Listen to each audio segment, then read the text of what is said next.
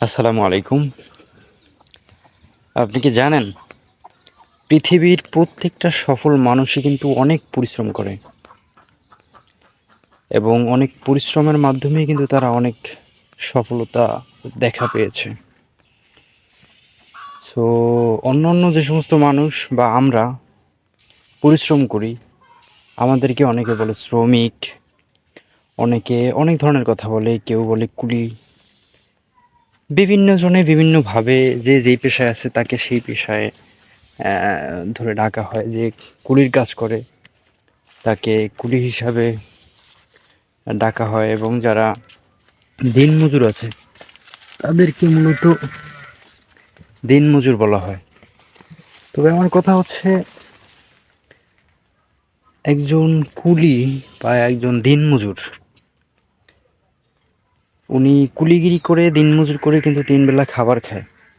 আপনি যদি দেখেন একজন কুলি তিন বেলার জায়গায় কিন্তু সে পাঁচ বেলাও খাবার খায়। সো কথা হচ্ছে যে একজন সফল ব্যক্তি বা একজন বড় লোক, অনেক টাকা পয়সার মালিক, অনেক গাড়ি বাড়ির মালিক, উনি কি তিন বেলা খাবার ঠিক মতো খেতে পারে? আমার বিশ্বাস তারা পারে না। আপনিও খোঁজ নিয়ে দেখতে পারেন, কিন্তু তারা সব সময় তিন বেলা খাবার খেতে পারে না। সে আছে, অনেক গাড়ি বাড়ি আছে, সে ব্যক্তির তো আর টাকার অভাব নাই, সে কিন্তু কাজের চাপে সে তিন বেলা খাবার খেতে পারে না। এখন দেখেন ওই সফল ব্যক্তি এত পরিমাণ পরিশ্রম করে, এত পরিমাণ কষ্ট করে সে এই পর্যন্ত আসছে, এরপরে আরো কষ্ট করতেছে আরো বড় হবার জন্য। সো এই জন্য তিনি মানে তিন বেলা খাবারই খেতে পারে না। তো কথা হচ্ছে, সে সফল হবার পরেও যদি এত বেশি কষ্ট করে, তাহলে আপনার আর আমার কি করা উচিত? আমরা যারা সফলতার দেখাই পাই নাই, আমাদের তো উচিত তার থেকেও বেশি কষ্ট করা, তার থেকেও বেশি পরিশ্রম করা, তার থেকে বেশি কাজ করা। সো আমরা অনেকেই যারা মধ্যবিত্ত আছি তারা কাজ করতে চাই না, কাজকে আমরা লজ্জা মনে করি।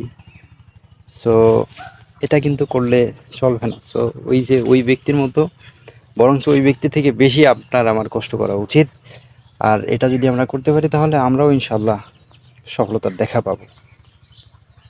সো আসলে এই কথাগুলোর বলার পেছনে এটাই উদ্দেশ্য, যে আমরা অনেকেই কাজ করতে লজ্জা পাই, সেই লজ্জাটা যেন আমাদের ভেতরে না থাকে। একজন গাড়ি বাড়িওয়ালা মানুষ যদি পরিশ্রম করতে পারে, কষ্ট করতে পারে, কাজ করতে পারে, তাই আপনার আমার কষ্ট বা পরিশ্রম করতে অসুবিধা কী? হয়তো তার পরিশ্রম আর আপনার পরিশ্রমের ধরন আলাদা। সো সে সেই জায়গায় পৌঁছে গেছে, সেজন্য তার আর আপনার ভেতরে আমার ভেতরে পার্থক্য। সো ইনশাল্লাহ যদি আপনারা আমরা কষ্ট করি, তার মতো স্থানে গিয়ে আমরা পৌঁছাতে পারবো। সো আজ থেকে আমরা আমাদের কাজ শুরু করে দিই ইনশাল্লাহ।